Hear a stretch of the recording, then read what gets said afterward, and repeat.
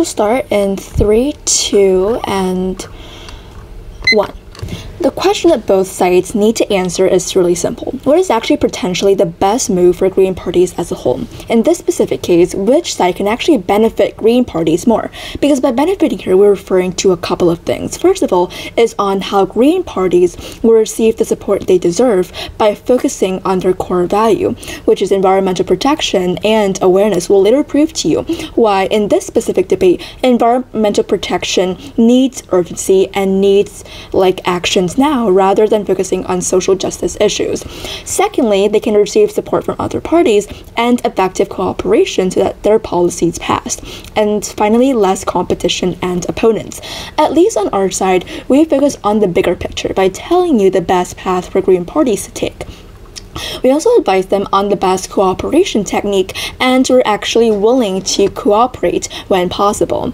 So there are a couple of clashes we think is important to address in this debate. First of all is on the effectiveness. Second is on environment versus social justice. And finally is on the left-wing and right-wing parties, because basically what other sides said they're implementing is that it's better to work with left-wing parties rather than right-wing, and we'll prove to you why this is completely false in this debate. First of all, a couple of things to be reminded for the clash on effectiveness, right? Because more often than not, act like activists or environmental movements, they cannot make meaningful changes, or maybe they don't receive enough funding or support, is because they don't have a big enough say in the policy making process. Because they don't have a say in that, we must find a solution for them to cooperate with the best party, and we just strongly believe that right-wing parties give them this ticket to have more say in policy making and make more meaningful changes. And that is why I believe that many right-wing governments, they actually support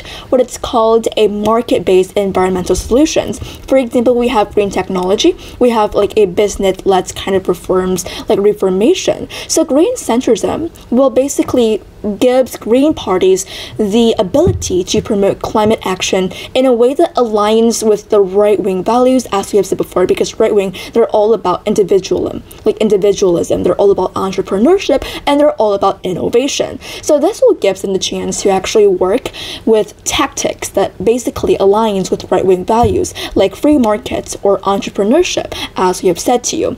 And you don't need the right to understand, but you just need them to vote, right? We're not here to change their values, but we're actually here to get numbers to pass laws. If they support climate actions for selfish reasons, like for example engineer energy security, protecting farms, or reducing disasters costs, that's still a win. It's not about convincing them to become green, it's about finding the pressure points and common ground to move the needle.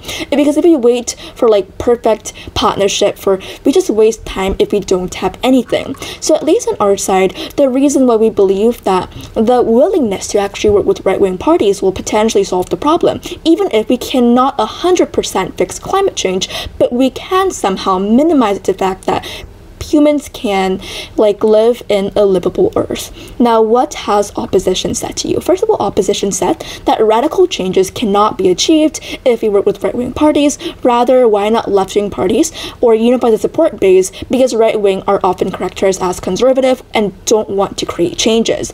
If you only work with the left, what will happen? You basically exclude a massive part of the political system.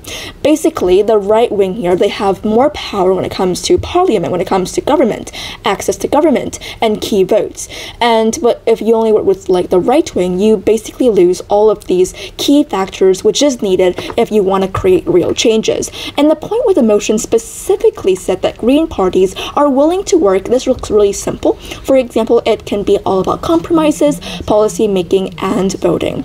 The key thing that we can achieve and the other side cannot is getting a vote and gain a seat in parliament and basically pass your bill or pass your policy when it comes to environmental protection.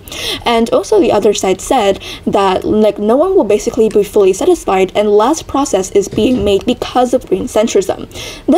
Then how can you actually guarantee that this thing will not happen on their side of the house? Because people are not being satisfied here, we think, is not the main problem in this debate. Because if you just focus on green progressivism, then green parties, it's pretty obvious that they're locked out of coalitions, as we have told you, or or they don't have enough leverage or enough power like others. And at least with our side, we focus on green centrism. At least you gain a seat at the table and you have a chance to actually push things forward and prove to the right-wing parties, which hold a lot more power. So green centrism, they actually build trust slowly but surely, and they pull in like partnership from across the world, and they slowly shift the norms that we uphold in the past. And that's how it works on our side of the house. Second of all, we talked about environment versus social justice, right?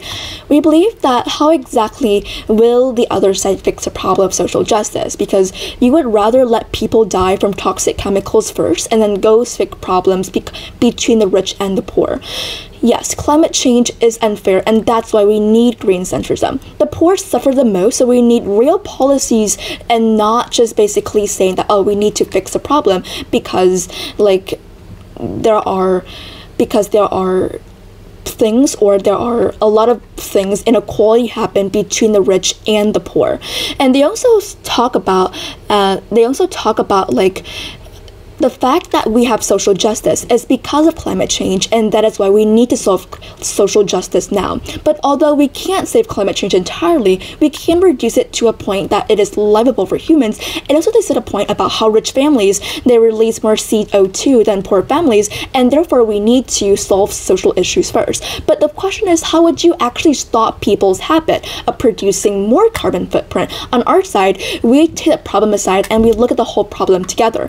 Because on the other side, they talk about how people find social justice issues more relatable. We don't see how this is even feasible in the first place when opposition make this argument. They themselves admitted that social justice issues start from environmental issues. So why is this any different? Climate change literally affects everyone, not just specific like marginalized groups or people who live in slums, for example. In fact, climate issues are already happening everywhere just beside you or next to your house. People experience floods, heat waves, or basically dirty air as they roam the street. So trying to basically bundle too many causes will weaken the Green Party's like goal in the first place. Because talk about social justice issues, what are there? There are race, there are gender, there are LGBTQ+, there are a lot of other things when it comes to social justice. So they basically don't have a core stance in this debate anymore. As on our side, we focus on one thing. We focus on environmental protection, and we make it big. We make it as seems like we will work with other groups of organizations, will focus on cooperation, especially with right-wing parties, and we have proved more than enough for you. We have proved more than enough on why right-wing parties is the core in this problem. And yes, we cannot run away from climate change, which means we don't have time to wait for the perfect revolution, because every delay literally costs lives. People are basically dying from air right now. People are not dying because they're poor, but because of bad air. So we believe that from all of this, we take this debate because we look at the problem at a more practical side, more urgency, and not just view as though we should do something else. Very proud to propose.